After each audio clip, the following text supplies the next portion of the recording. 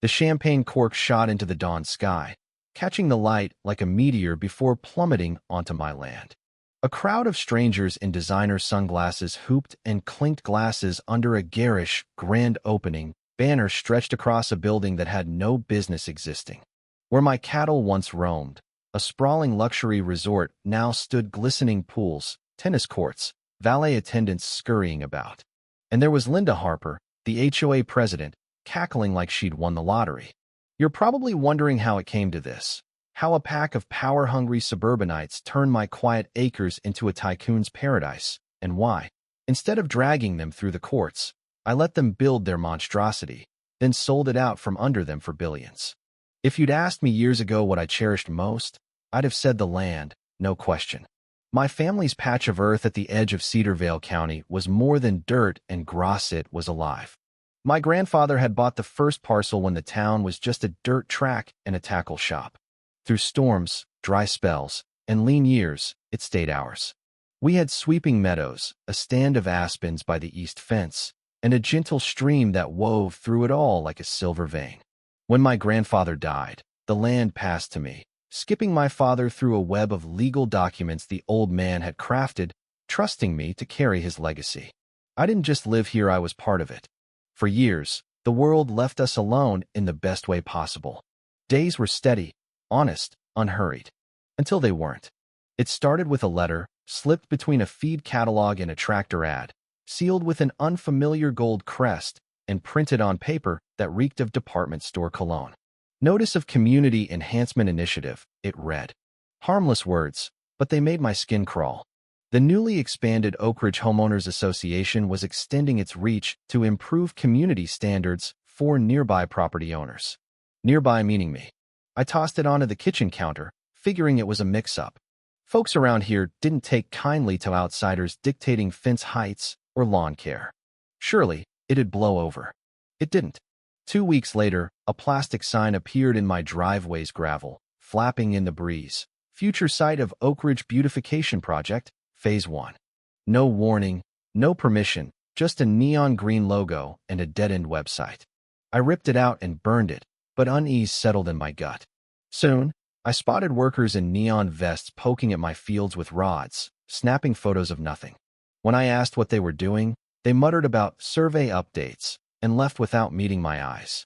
A month later, another letter arrived, colder, sharper, notice of minor zoning adjustment. The town charter had been tweaked, reclassifying my agricultural preserve as a community enhancement zone. Developments deemed beneficial could proceed without my consent, pending enough stakeholder approvals. I read it 3 times before it sank in. They were rewriting the rules to steal my land. I hired a lawyer from Brookfield, a grizzled rancher type who knew every dirty trick. He filed objections, demanded hearings, challenged notices. But the HOA played a different game, scheduling meetings at odd hours, posting agendas in obscure places, burying new rules in tiny print in papers no one read. It was a war of attrition, fought in legalese and loopholes. Still, I fought. Every morning, I walked my fences, yanking out survey markers, tearing down signs, snapping photos with my old Canon. It was my rebellion, my way of saying, not today. Then life threw a wrench. My sister was getting married in Wyoming, and I was to be her best man. Family's family, I couldn't say no. I left instructions with my neighbor, Gus, a weathered farmer who promised to keep watch.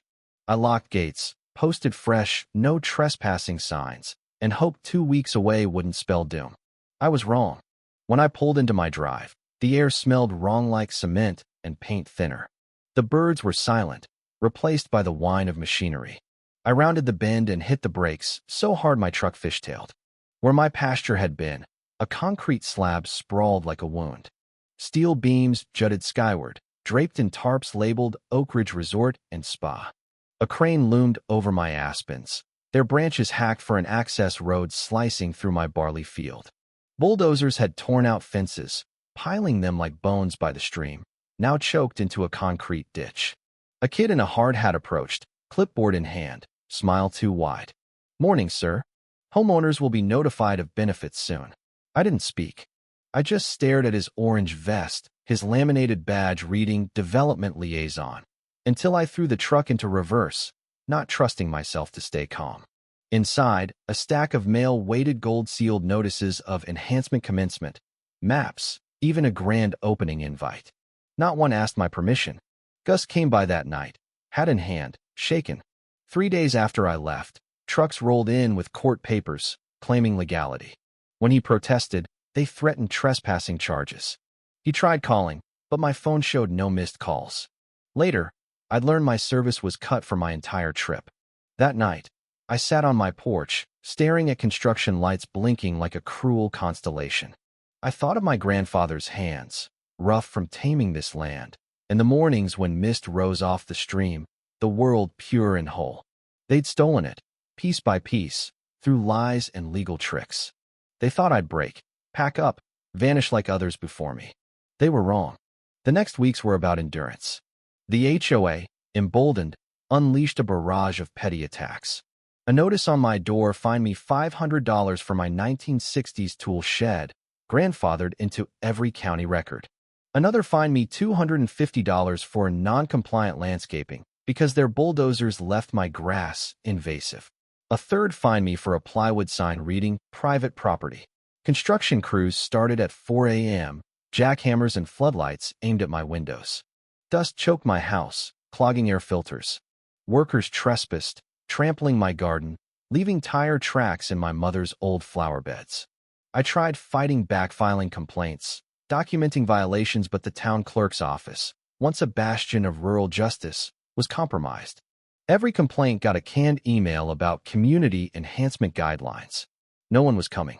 One midnight, walking the stream's remains, I noticed an oily sheen on the water, glowing under the moon. I bottled a sample and sent it to a lab at the agricultural college. The results were damning: construction debris, chemical sealants, heavy metals, lead, mercury. Illegal. Then I found a discarded folder by the site, stuffed with blueprints and approvals. The environmental report, required for such projects, was dated before the HOA's sham meetings. Worse, it was plagiarized from a mall proposal, with wrong coordinates. Signatures were from a retired engineer and an unlicensed consultant. Community surveys listed names of the dead or departed. It was fraud, plain and simple. I realized this was bigger than my land. But I didn't rush to court. They wanted me to snap, to storm in with half-baked evidence and lose. Instead, I played along. I paid fines, waved at crews, joined HOA meetings, nodding as Linda Harper droned about revitalization. I volunteered for their beautification committee, earning wary glances but disarming them with fake enthusiasm. They thought they'd broken me. Secretly, I built my case. Hidden cameras recorded every trespass, every illegal dump into the stream. I scoured records, uncovering kickbacks disguised as contracts, shady donations to council members, and Linda Harper's role in a shell company, Cedar Vista Development LLC, running the resort. 2 board members, Greg Nolan and Susan Platt, were consultants. The HOA was a front, a tool to drive out landowners and profit off their loss. Every fine fueled my anger, but I hid it, smiling wider, nodding harder. Then I found my ace. A 1894 covenant in the county archives, handwritten on parchment, guaranteeing my family's land rights forever. No rezoning, no development, no annexation without my consent. It was ironclad, older than any HOA trick. The grand opening invite came in gaudy cardstock: Oak Ridge Resort and Spa, champagne reception. I laughed at their gall. They'd paved my stream, felled my trees, poisoned my soil, and now wanted me clapping. I tucked the covenant into a leather folder and went. The event was a suburban fantasy: valets, cocktail dresses, jazz drifting over cobblestone where my oats once grew.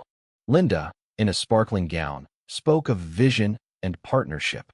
I waited until her speech peaked, then climbed the stage, tapped her shoulder, and took the mic. "This is public land," I said. Or was supposed to be. The crowd murmured. Linda flushed. I held up the covenant. "I'm Ethan Caldwell. This land is protected by the Caldwell Covenant of 1894. It bans forced annexation, overrides zoning, and nullifies unauthorized development. I never sold, never agreed, never signed. This resort is illegal." I tossed covenant copies into the air, papers fluttering like ash. Check the forged reports, fake approvals, and HOA conflicts. Sirens wailed. Police, inspectors, and lawyers tipped off by mess warmed in. Linda stumbled. Greg tried to flee. Susan collapsed. Inspectors tested runoff, photographed violations. A county official halted operations. Guests scattered, glasses shattering, the jazz band silenced. By morning, news trucks choked the roads. Headlines screamed fraud and corruption. Linda resigned. Her Facebook post ignored. Greg lawyered up. Susan shredded documents, caught on camera. The HOA dissolved. Developers begged for deals, but I held the covenant. At negotiations, I made them sit in dust by their ruined site. I demanded $3 billion not market value, but survival value. They balked, but I showed my evidence. Toxic runoff, forged surveys, illegal culverts. They caved. The wire cleared on a Tuesday, zeros flooding my screen. My lawyer laughed. You ended them. The resort sold at a loss for a nature preserve. I rebuilt my grandfather's house with wood and stone, let the stream wander free, planted aspens. A new porch faced the sunrise, gold spilling over my valley. At the road, a wooden sign read, "Sold, future site of justice." I sipped coffee, steam curling in the dawn, and smiled. Some debts take time, but they're worth the wait.